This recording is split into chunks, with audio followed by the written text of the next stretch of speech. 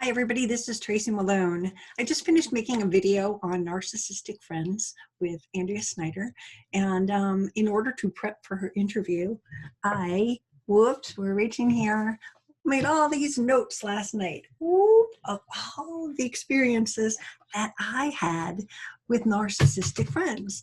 And while we didn't talk too much about my own personal experience in the video that we're educating people about narcissistic friends, I just feel like this urgency to talk about my own personal experience with two particular narcissistic friends,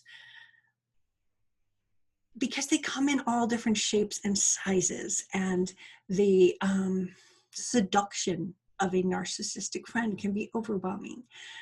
I'm going to tell you about one that was really a surprise to me. She was a victim of narcissistic abuse, and we became friends, had something mutually in common, and she actually stayed with me for 2-3 month periods. And the first visit that she had was amazing. I have never had a friend like that. She became my instant sister because, well, I didn't have good sisters and now she didn't have good sisters, so we would be great sisters together. I got hugs before bed every night, and she would go off to her room, and it was like, wow, somebody that gets me. We even had the same clothes, supposedly. We had the same wine glasses, supposedly. I never saw hers, but she told me the stories. She was hooking me into seeing how similar we were so that I would be empathetic, bring her into my home, and let her stay here for 3 months at a time. Now, that first visit was interesting because she was exciting and fun to be around, and um, she met all my friends. What she did, though, was collect my friends. She started with the most influential people in my life, and not only to me, but in my other world of marketing, I have a lot of friends that are top social media influencers, top people in whatever fields they were in, and she clung onto them. She was collecting them. She was trying to go with the status of my friends, which was ridiculous because they're just my friends, not where they are in the public eye. So she married herself to these people, and slowly, one by one, dissected which ones would be of help to her and of value to her. That first year was kind of fun. We did lots of things together, and she met all my friends. We'd go to concerts, we'd fly here, we did all kinds of things. By the second year that she came back, it was different.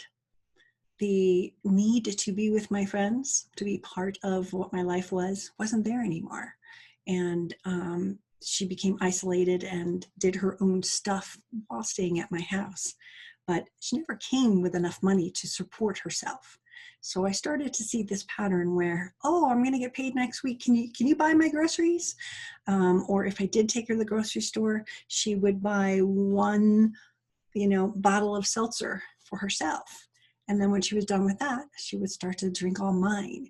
And I started to see this pattern where I think during the first 3 months, she bought 2 bottles of wine and drank them herself. But every single day, she would drink 1 bottle of mine. And I'd end up having to go back to the liquor store and buy 5 more to restock my shelf. And then she would drink them all. When confronted with these, like, hey, when are you going to buy the wine? She would get angry. And so I started to see the mask fall. But it was that second trip, that second journey, where I started to see that she wasn't the spiritual person that she pretended to be. She played one on Facebook. She played this role really well for people, and they believed her. But here I was living with her, and I wondered the whole time, where are her other friends? If she just met me, where are her other friends? I understand that she's not from this side of the country, but still, my friends would reach out. I would be texting and communicating with my friends.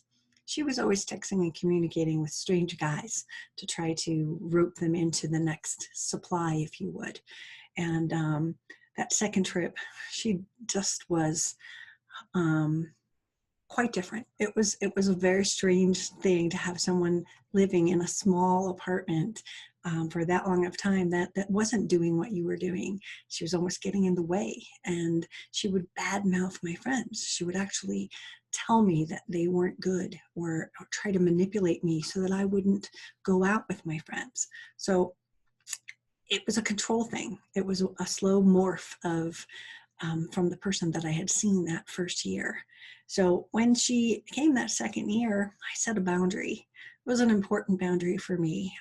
I have a son that lives here with me. He's older now, but he lives here, and I didn't want her to bring some guy into the house. That was a pretty simple rule. I was going away to my high school reunion and back east, and I left her here and said, this guy that's supposed to be visiting you, I don't want him in my house. That's the one rule. Just have fun. Just don't do anything in my house. I don't want my son exposed to a stranger. I don't want anyone strange in my house. All my jewelry was out. I don't know this guy. When I got back from my trip, she admitted that he had spent one night and asked me if I would go meet him. And I was not happy about it. I had just gotten off a plane. I didn't want to meet this guy, but she insisted, and I went along with it. This is the control of someone like this. She wasn't listening to me, and I went along with it. And when I met him, he thanked me for allowing him to stay at my house while I was away. So what's her story about him spending one night when he wasn't even supposed to walk into my house? Like a high school party, my garbage can after a week was filled with wine bottles, and there was like liquid and beer and things at the bottom, like as if it was a keg party. And who was this person in my house? He just thanked me. He also thanked me for driving my car.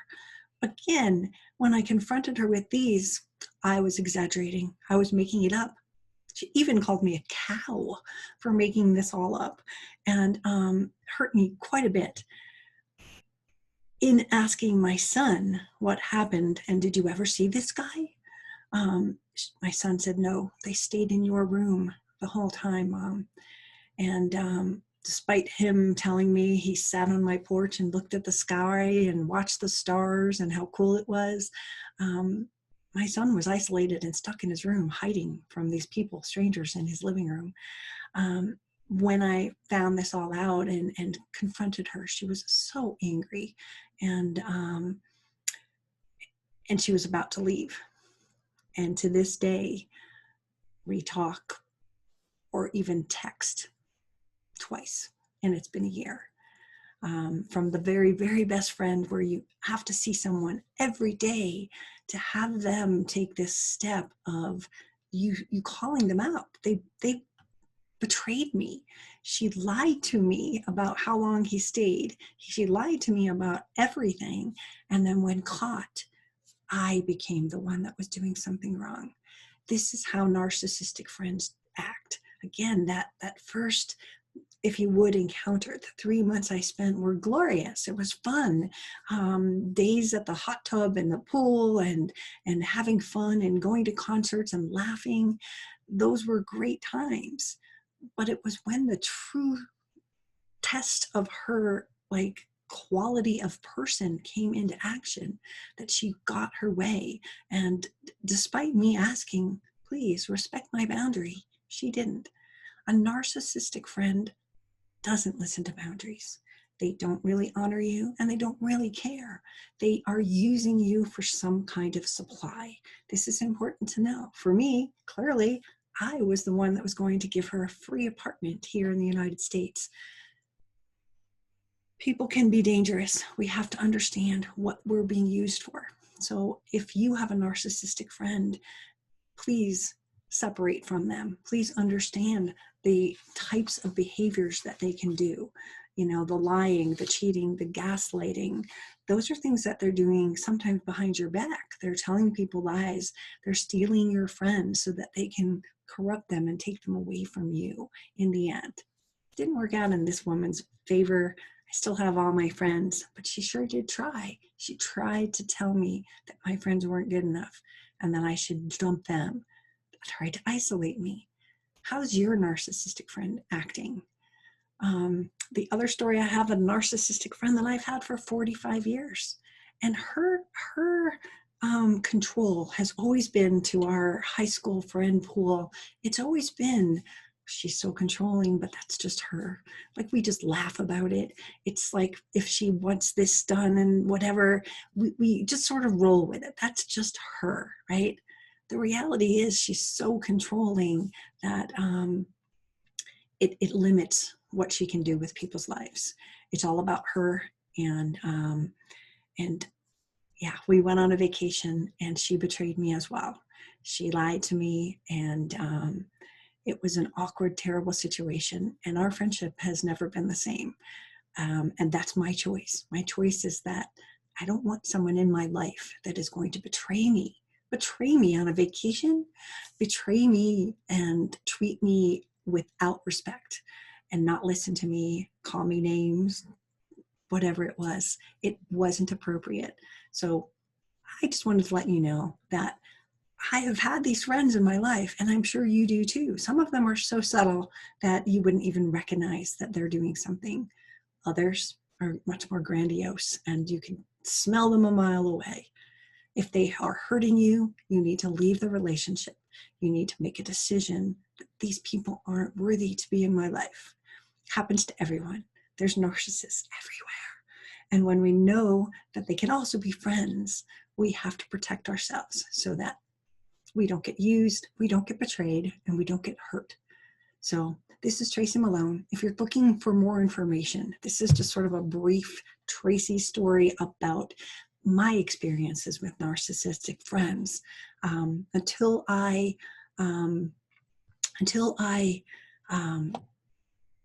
learned about narcissists, I didn't even know the possibility that these friends I've known for so long could be that way. We just wrote it off as controlling. What is your narcissistic friend doing that doesn't make you feel good? Get free. Thank you.